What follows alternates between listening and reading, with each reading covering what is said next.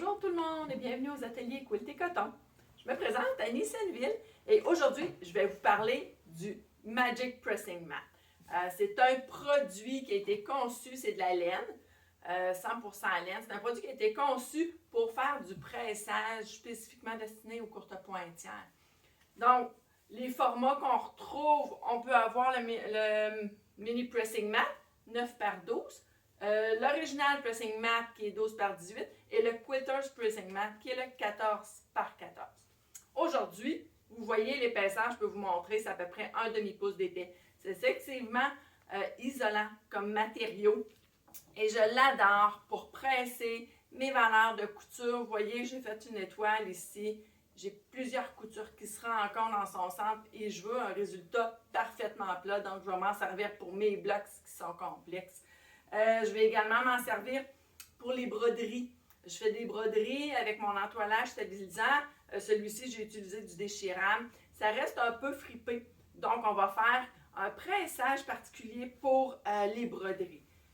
Donc, si je regarde pour mon bloc où les valeurs de couture se rencontrent au milieu, je vais positionner mon bloc à plat sur mon tapis de pressage et j'utilise uniquement de la chaleur avec mon fer. Je n'utilise pas d'eau dans mon fer, donc à sec, un pressage à sec.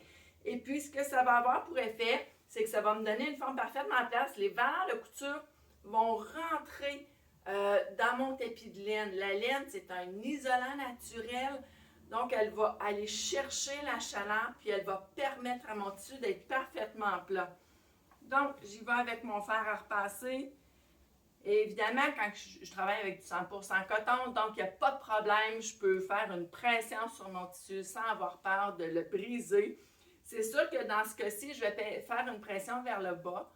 Je ne vais pas aller étendre mon fer pour étirer mes fibres. Donc, je veux vraiment presser parfaitement et je vais avoir un bloc qui va être parfaitement plat et prêt à aller piquer avec ma bourre et mon endos.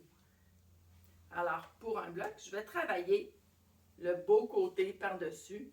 Et vous voyez, j'ai un bloc qui est parfaitement plat, qui va être prêt à aller finir, prêt à aller piquer. En ce qui concerne les broderies, la technique est légèrement différente parce que mes broderies, j'ai du fil. Je ne sais pas si on voit bien, j'en ai un autre échantillon ici. Donc, ma broderie, j'ai du fil qui donne du relief. Ce que je veux, c'est presser mon tissu et non pas le fil. Donc, je vais travailler le fil vers le pressing mat de montre. Je vais le travailler à l'envers.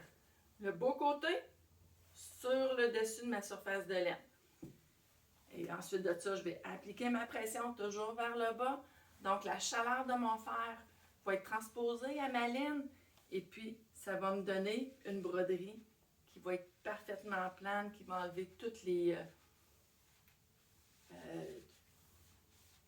friperies qu'il va y avoir, là, toutes les vallons qu'il va y avoir. Donc, j'ai une belle broderie avec le travail. Comme je vous dis, quand on repasse des broderies, ça va toujours être le fil vers le pressing mat. Et c'est un outil qui est vraiment comme fabuleux. Je le recommande à tous. Vous pouvez le trouver sur notre site web. Alors, je vous invite à nous visiter à quiltécoton.com. Bonne fin de journée!